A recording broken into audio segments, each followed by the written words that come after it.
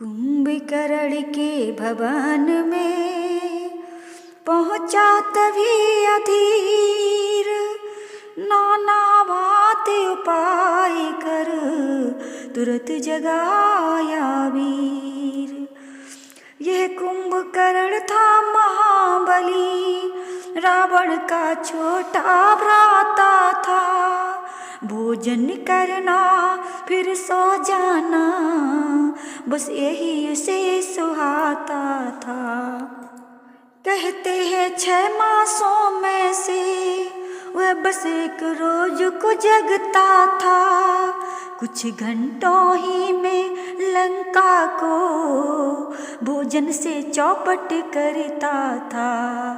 जागा ज्यों ही दैत्य वह विस्मित व्यथित नितांत, रावण ने संक्षेप में सुना दिया वृत्तांत। फिर कहा तुम्हारे सोने से लंका की चांदी होती है, जिसको रानी की पदवी है वही अब बांदी होती है। ऐसा भी सोना क्या सोना, जीवन सब जाए खाटों में। कट जाए बहन के नाक कान, तुम पड़े रहो खर्राटों में।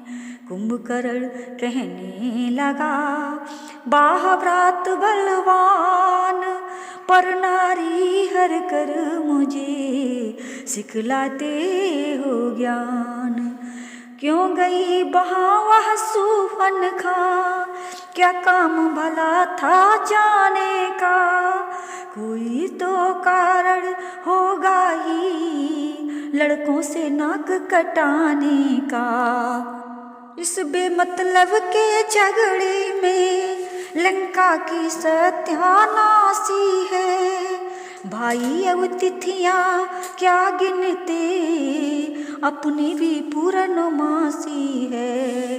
रावण ने ज्यों ही सुनी भ्राता की ये बात, खूब नशीली वस्तुएं दे दी उसी प्रभात।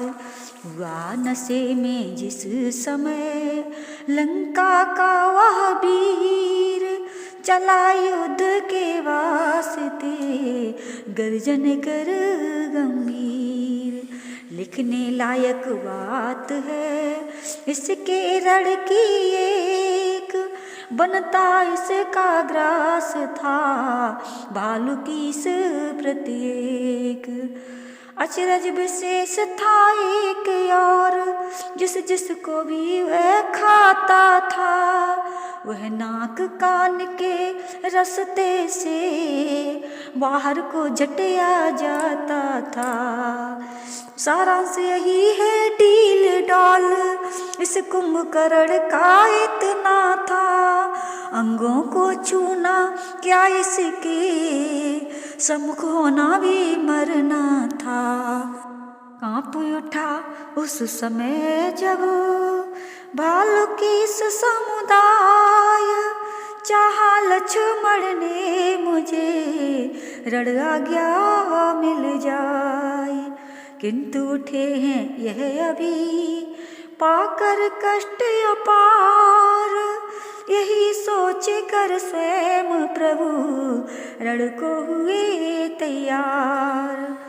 उन कमल सरीखे हाथों से जब धनवा का टंकोरी हुआ, दुश्मन का भी दिल दहल उठा, वह प्रलय काल का शोर हुआ।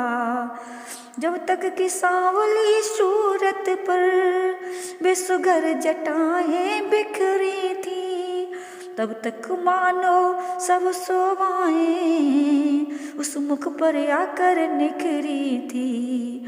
बंद गया जभी जूड़ा उनका, छवियां थी बदी साथ ही में, मानो अपनी रक्षा के हित बेसब रह गई साथ ही में।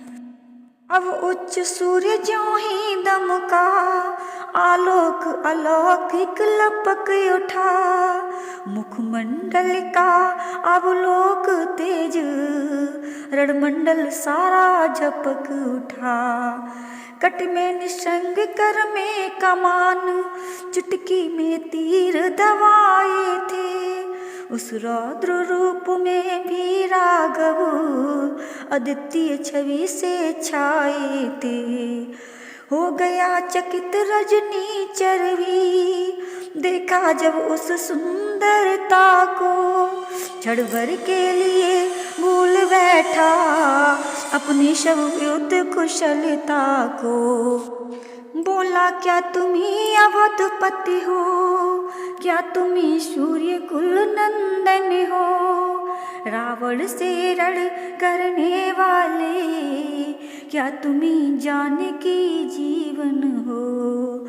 यह नीलांबुज श्यामल शरीर रण मध्य उतरने योग्य नहीं। हे राम तुम्हारी मधुर मूर्ति सचमुच वध करने योग्य नहीं। निश्चर के यह बैन सुन बिहसे सीतानाथ, उत्तर में कहने लगे रख धनवा पर हाथ। लखन श्री रामचंद्र